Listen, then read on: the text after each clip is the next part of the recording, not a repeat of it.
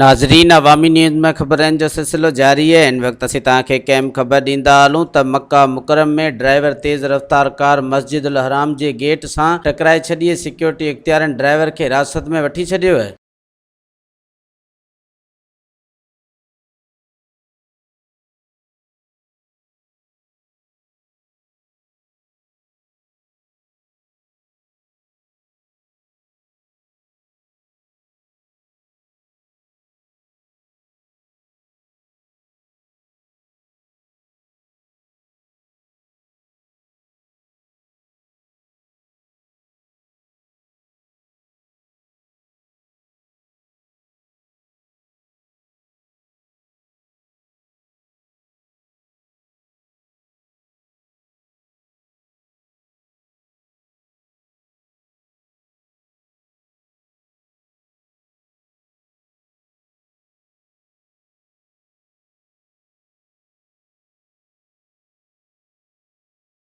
मज़ीद खबरों और तफसीलात के लिए विज़िट करें हमारी वेबसाइट www.awamiNewsHD.com।